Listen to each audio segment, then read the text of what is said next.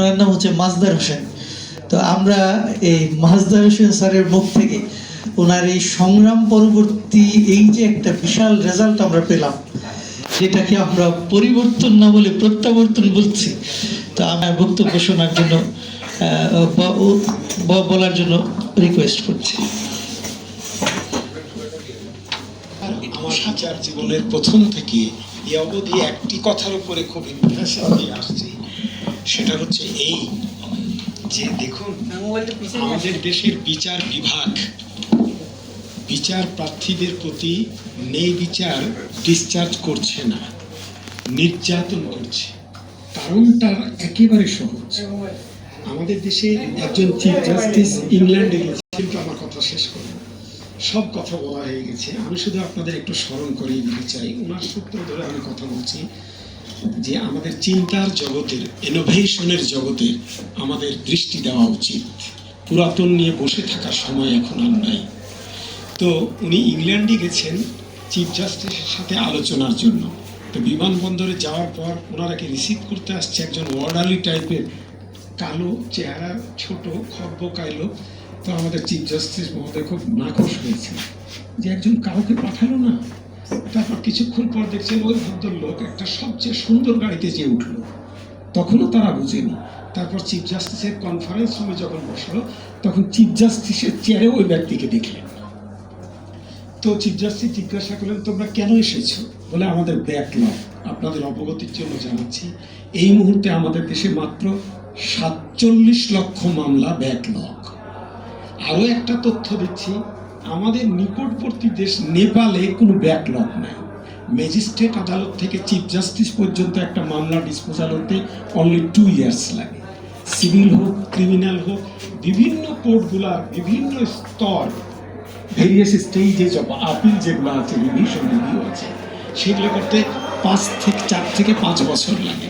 আর আমাদের দেশের একটা মার্ডার কেসের, এখন আপনাকে আমরা চ্যালেঞ্জ দিতে পারি, আমি বিচারক হিসাবে প্রায় কয়েক লক্ষ মামলা আছে মার্ডার কেস, হত্যা মামলা, যেগুলোর বয়স এই 25 থেকে নিয়ে 45 বছর পর্যন্ত।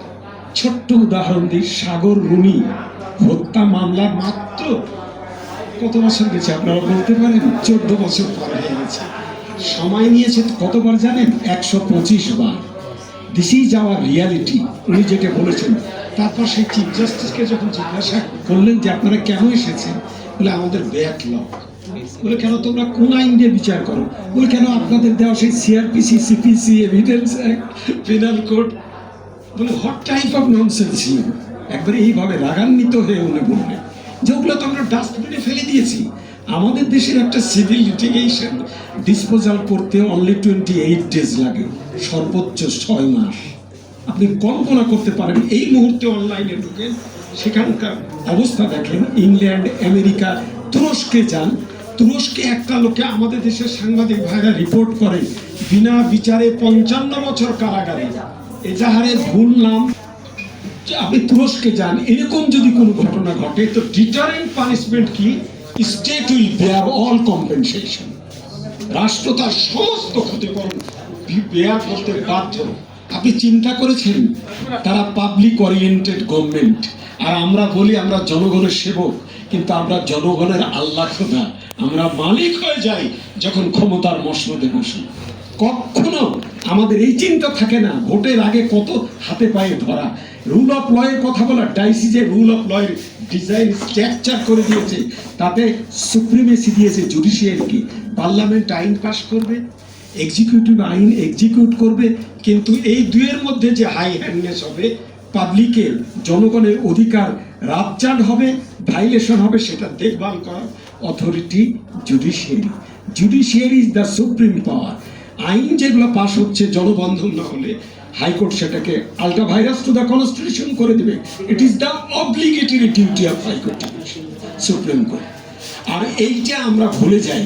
আজকে আপনারা সত্যি যা বলেছেন, আমার সব মনের কথা বলেছেন। কেন আমাদের এত ভয় জুডিশিয়ারিকে নিয়ে? কেন জুডিশিয়ারিকে আমরা টুলস বানাতে চাই?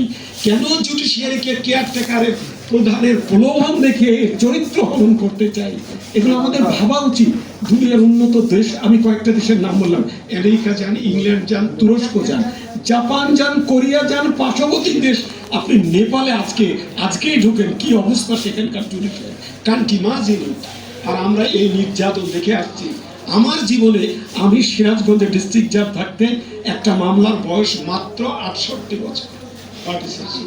তো আমার সহকারী জজ সহ সব অফিসারকে বললাম 10 বছরের ঊর্ধ্বে যেসব মামলা আছে আমরা 6 মাসের মধ্যে এগুলো শেষ করবো, লাগুক 1 বছর। বিশ্বাস করেন 4 মাসের মধ্যে সব ব্যাকলগ রিডিউস করেছে। কেন?